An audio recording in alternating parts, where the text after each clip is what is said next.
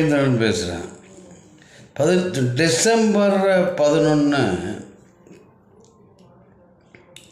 மகாகவி பாரதியார் அவருடைய பிறந்த நாள்.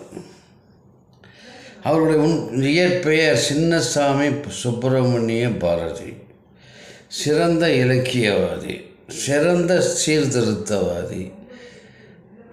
அவர் சின்ன வயசில் திருமணம் செய்ய வேண்டிய ஒரு கட்டாயம் ஏற்பட்டதால் மனம் உடைந்த அதிலிருந்து அவர் சிறு குழந்தைகள் திருமண எதிர்ப்பாளராக இருந்தார்.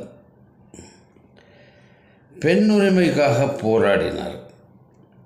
விடுதலை போராட்டத்துக்கு நிறைய பாடல்களை தேசப்பற்றிக்கா பாடியிருக்கிறார். கம்பனுக்கு கட்டு தெரியும் கவி பாடும் சொல்லுவாங்க, அப்படின்னு சொல்லுவாங்க. பாரதியாரோட பாட்டு பட்டி தொட்டியெல்லாம் பரவி இருக்கிறது. அந்த சுதந்திர வேட்கையை அருமையாக தூண்டி அருமையான பாடல்களை எழுதியுள்ளார். அதனால் அவர் கைது செய்யவும் பட்டார். ஆனால் என்ன ஒரே ஒரு வருத்தம் என்றால் அவர் சிறு வயதிலேயே இறந்து விட்டார். என்னமோ தெரியல, ரொம்ப ஒரு மிகச்சிறந்த திறமை உள்ளவர்கள் இறைவன் சீக்கிரமாக கூட்டிகிட்டு போகிறாரா என்னன்னு தெரியல. நிறந்த ஆன்மீகவாதியும் கூட, இந்து மதத்தை சேர்ந்தவர், எல்லா வகையிலும் மிகச்சிறந்தவர். அப்படிப்பட்ட ஒரு நல்ல நல்ல புத்தகங்கள்லாம் எழுதியிருக்காரு.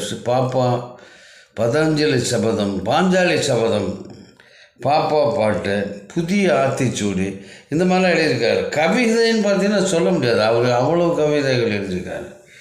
மிகச்சிறந்தவர். அவர் 11 செப்டம்பர் 1821 இந்த திருவல்லிக்கேணியில் தான் அவர் வாழ்ந்தார். அங்கே தான் அவர் வாழ்ந்துகிட்டு இருக்கும்போது பார்ச்சாரி கோயிலுக்கு போயிருக்கும்போது அங்கே உள்ள யானையினால் தாக்கப்பட்டார். அங்கே போயின்ற ஆசீர்வாதமாக அவரும் போயிருக்கும்போது அவரை மிதிச்சிருச்சு. அதுக்கப்புறம் உடல்நலம் குன்றி இருந்து உடனே இறக்கலை, வீட்டுக்கு உடல்நலம் குன்றி அப்புறம் இறந்துட்டார். அவனால் அதுக்கு மேலே நிறைய அவர் சாதனைகள் செய்கிற மிகச்சிறந்த ஒரு கவிஞர் மகாகவி பாரதியார்னு சொல்லுவாங்க.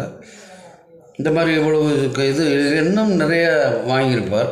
அது இல்லாமல் இறைவன் அவருக்கு அந்த சந்தர்ப்பம் கொடுக்கல. 2 குழந்தை, தங்கம்மாள், கமலம்மாள், இன்னும் 2 பேர் பெண்கள் தான் இருந்திருக்காங்க. இந்திய சுதந்திரத்துக்காக ரொம்ப போராடியதில் அவர் போய் போராடலை. கவிதைகள்லாம் எழுதி பாடல்கள்லாம் எழுதி ரொம்ப தூண்டி விட்டவர் அவர் ஒரு பணின்னு பார்த்திங்கன்னா செய்தியாளராக இருந்தார். ஒரு இதழுக்கு, பத்திரிகைக்கு. சிறந்த பண்பாளர், அன்பாளர்,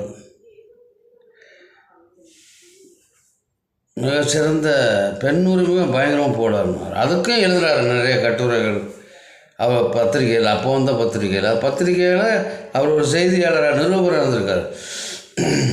அப்படிப்பட்டவர் சீக்கிரமாகவே செப்டம்பர் 11 1921 யானையை மிதித்து அதுக்கப்புறம் கொஞ்ச நாள் கழித்து இறந்துட்டார். அது ஒரு மன வருத்தம். அதுக்கு மேலே சிறந்த சரித்திரம் இன்னும் நிறையா பேசியிருக்கோம். அவரை போற்றுவோம். அவர் என்னென்ன பாடலாம் எழுதியிருக்காரு. சிந்து நதியின் மிசைன்னு ஒரு பாடல் ரொம்ப ஃபேமஸ். இன்னும் நிறைய பாடல்கள் இன்னும் கிராமத்தில் போய் கேட்டால் கூட அவருடைய பாடல்கள் ஒலிக்கும். அவரை பற்றி பிறந்தநாளை முன்னிட்டு போற்றுவோம், வாழ்த்துவோம். நன்றி, வணக்கம், வாழ்க வளமுடன்.